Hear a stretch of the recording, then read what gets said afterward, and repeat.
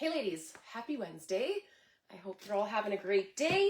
Today's Fix Your Form. I'm going to go through two different exercises because I do think they're quite similar, although they have different names. So one of them is a split lunge and the other one's an elevated split squat. And I don't know why it's called a squat, but it is, to me in my brain, I view it as a lunge. But just know that it is called a elevated split squat. Now, when it comes to lunges, split lunges, stationary lunges, lunges in general, I find that people struggle with balance. And that's because they do their lunge basically like on a tightrope.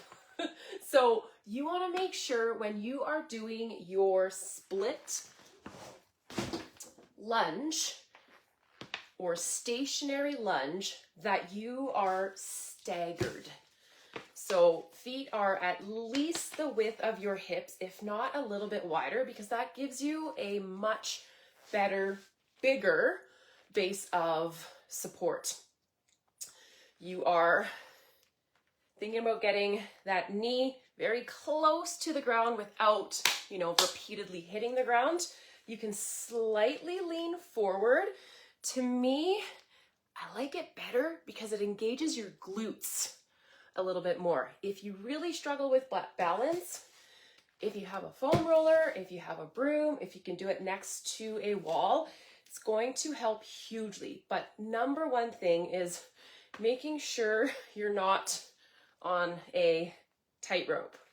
Get those feet spread apart so that it's way easier. You're still facing forward. You're not opening up whatsoever. Of course, if you can hold dumbbells, that's what I would suggest. But if you're brand new, don't recommend. Get used to the movement. That front foot is completely flat on the floor, meaning you're not shifting forward and you're not lifting your heel. So that is key. Keep that foot flat. Lunge, or it's not even a squat. Lunge down and stand back up. Slight lean forward. You can see my eyes are ahead of me as opposed to up, and that makes a massive difference. Now, with the elevated split squat or split lunge, whatever you want to call it, this one's a little trickier. It works your quads, it works your glutes. My quads are so sore from doing these on Monday, but I'm gonna do my best to demo. Probably went too hard too soon, so don't make those mistakes. But I still am making those mistakes. Let's get me fully in the camera here. So setting up for these, I guess I should start with that. If you extend the leg that you want on the floor, just like so, that's where your foot should be. And then your back foot is going onto the bench, either on your toe this way.